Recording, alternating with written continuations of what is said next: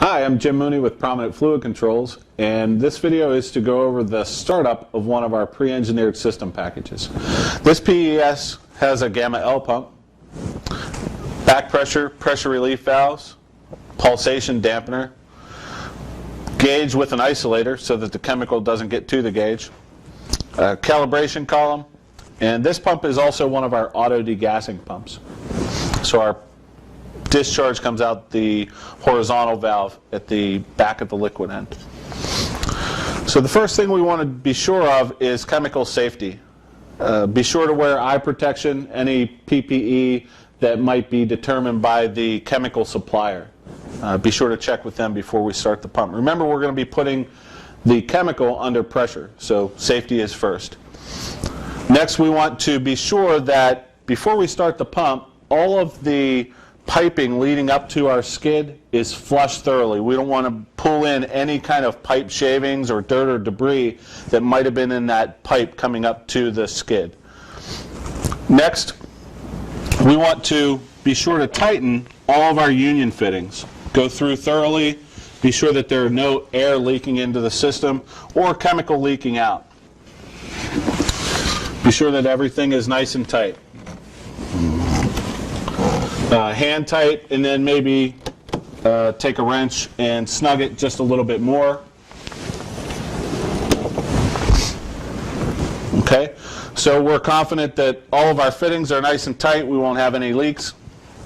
I would recommend that when we do our startup, we do that with water prior to introducing the chemical. Again, that is very important to check that that chemical is compatible with water. So if we're doing anything with an acid, we might not want to do that. We'd have to actually start with the chemical, which isn't a problem. The next thing that we have to do is charge our pulsation dampener. We've charged this to 90% of the system pressure that we're going to determine with our back pressure valve. Our back pressure valve is going to be the minimum pressure that the pump is going to have to pump against so that we maintain repeatability with our pump. The pressure relief valve is then going to be the maximum pressure that the pump has to pump against. It's going to be our safety valve. So the way we want to set those, again, we're starting with water. We're going to start the pump at 100% stroke length and our maximum speed of our pump to prime. Hit our start-stop button. We've already primed this pump, so we're ready to go. The next step that we're going to do is determine what those pressures are going to be. To do that, we're going to need to know what our system pressures are. Know what the line pressure is that you're pumping into, and know what the maximum pressure that the pump is capable of. This pump is capable of 145 psi on this particular model. So we've determined that we're going to set our back pressure valve to 50 psi. Our pressure relief valve is then going to be set to 60 psi. This pump is plenty capable of all those pressures. So we want to set our pressure relief, our safety valve first. But to do that, we actually want to tighten in the back pressure valve. Just bottom it out. You don't want to turn it so far that you're going to damage it, but just turn it till it stops or gives you some resistance. 50 psi or 60 psi on our pressure relief valve isn't having to turn that in very far at all. So now we're going to adjust our pressure relief valve until our gauge starts reading our pressure, and our target is 60 psi. So depending on the volume output of the pump, it may take some time to start building pressure in that gauge with our pressure relief setting. So ours is starting to come up. I'm going to adjust it a little further. It's coming up towards 60.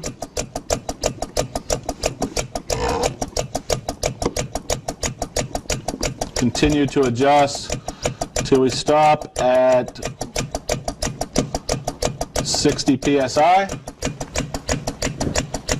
So we are at 60 psi now, and now we can adjust our back pressure valve by turning it out until our pressure comes down to our desired pressure.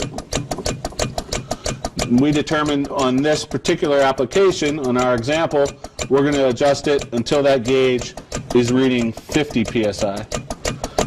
So as we turn counterclockwise, turning the gauge out, that pressure starts to come down, and we want to adjust it until it's right at 50 psi.